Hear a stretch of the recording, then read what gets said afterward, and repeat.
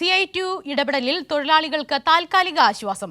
Adoor Karikkinethu silk ഗലേറിയയിലെ തൊഴിലാളികളുടെ ഒരു മാസത്തെ ശമ്പളം നൽകി. മുന്നറിയിപ്പില്ലാതെ പൂട്ടിയ വ്യാപാര സ്ഥാപനത്തിലെ ജീവനക്കാർക്കാണ് ശമ്പളം ലഭിച്ചത്. വിവരങ്ങളുമായി ഞങ്ങളുടെ പ്രതിനിധി സുജു ബാബു ചേരുന്നുണ്ട്. സുജു, CI2ന്റെ ഇടപെടൽ ഫലം കണ്ടിരിക്കുന്നു. തൊഴിലാളികൾക്ക് ഒരു മാസത്തെ ശമ്പളം കിട്ടിയിരിക്കുകയാണ്. എങ്ങനെയാണ് ഈ ഒരു ഇടപെടലിനെ നോക്കിക്കാണുന്നത്?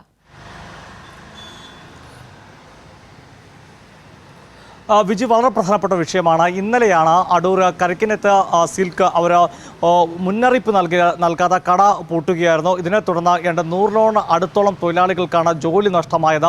അവർ രാവിലെ, നമ്മൾ ആലോചിക്കേണ്ടത്, രാവിലെ ചോറും പൊതിയും ആയി കെട്ടിക്കൊണ്ടാണ് അവർ സ്ഥാപനത്തിലേക്ക് എത്തുമ്പോൾ ഷട്ടർ ഇട്ട് പൂട്ടിയ അവസ്ഥയിലാണ് കട കാണുന്നത്. പിന്നീട് അവർ മാധ്യമങ്ങൾക്ക് പ്രതികരിക്കുകയും ചെയ്തു. അവരുടെ ദയനീയ അവസ്ഥ, ഒരു മാസത്തെ അധ്വാനത്തിൻ്റെ പ്രതിഫലം, അതായത് ശമ്പളം അവർക്ക് ലഭിച്ചിരുന്നില്ല. അതുപോലും നൽകാതെ അവർ വസ്ത്രവ്യാപാരശാല ഉടമ കട പൂട്ടി മുങ്ങുകയാണ് ചെയ്തിരുന്നത്. എന്നാൽ ഇന്നലെ തന്നെ ഈ വിഷയത്തിൽ CI2 കൃത്യമായി ഇടപെടുകയും ഈ വിഷയത്തിൽ പോലീസിൽ ഉൾപ്പെടെ പരാതി നൽകാൻ CI2വിൻ്റെ ഇടപെടലുണ്ടായി. അതിനെ തുടർന്നാണ് രാത്രി മാനേജ്മെൻറ്റ് പ്രതിനിധികൾ CI2 നേതാക്കളെ ബന്ധപ്പെടുകയും ഇന്നിപ്പോൾ അടൂരിലെ CI2 CPIM ഏരിയ കമ്മിറ്റി ഓഫീസിൽ വെച്ച് നടത്ത ചർച്ചയെ തുടർന്ന് തൊഴിലാളികൾക്ക് ഒരു മാസത്തെ ശമ്പളം അവർ നൽകാൻ തയ്യാറായിട്ടുണ്ട്. അക്കൗണ്ട് വഴി ട്രാൻസ്ഫർ ചെയ്യുകയും മാത്രമല്ല അവർക്ക് ശമ്പളമായി നൽകുന്ന, പണമായി നൽകുന്ന ശമ്പളം നൽകുകയും ചെയ്തിട്ടുണ്ട്. ഇതിനോടൊപ്പം തന്നെ PFുമായി ബന്ധപ്പെട്ട നിയമ നടപടികൾ പൂർത്തീകരിക്കാനും ഈ കരിക്കിനേത്ത് സിൽക്കിൻ്റെ മാനേജ്മെൻറ്റ് തയ്യാറായിരിക്കുകയാണ്.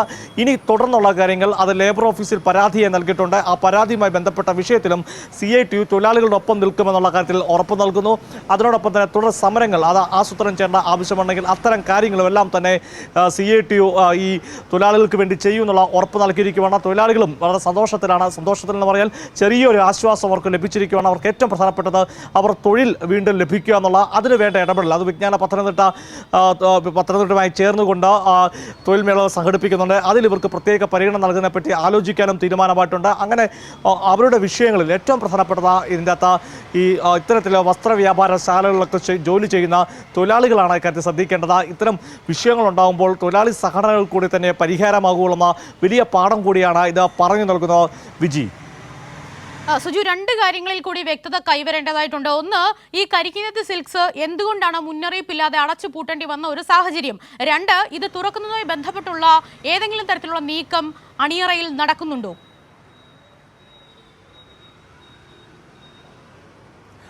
വിജയ്, ഇന്ന് ഈ ചർച്ചകൾക്ക് നേതൃത്വം നൽകിയ CI2വിൻ്റെ സംസ്ഥാന വൈസ് പ്രസിഡന്റ് PB ഹർഷകുമാറാണ് ഈ ചർച്ചകൾക്ക് നേതൃത്വം നൽകുകയും ഇത്തരമൊരു പരിഹാരത്തിലേക്ക് കാര്യങ്ങൾ എത്തിക്കാൻ ഇടപെട്ടത്. മറ്റ് CI2വിൻ്റെ നേതാക്കൾ ഹർഷകുമാർ, അവിടെ തന്നെ അടൂരിലെ നേതാവുണ്ട്, അതുപോലെ വേണു ഉൾപ്പെടെയുള്ളവർ ഇടപെട്ട ഈ വിഷയത്തിൽ വിജയ് ചോദിച്ചത് ഇത്തരമൊരു കടബാധ്യതയെ തുടർന്ന് കടക്കണിയിൽപ്പെട്ടാണ്. അതായത് പ്രത്യേകിച്ച് ഈ കരിക്കിനേത്ത് സ്ഥാപനം നിന്ന വാടക കെട്ടിടത്തിലാണ്. ആ വാടക കെട്ടിടം ഒഴിഞ്ഞു കൊടുക്കണമെന്നുള്ള കേസ് തീർപ്പാകുന്നു.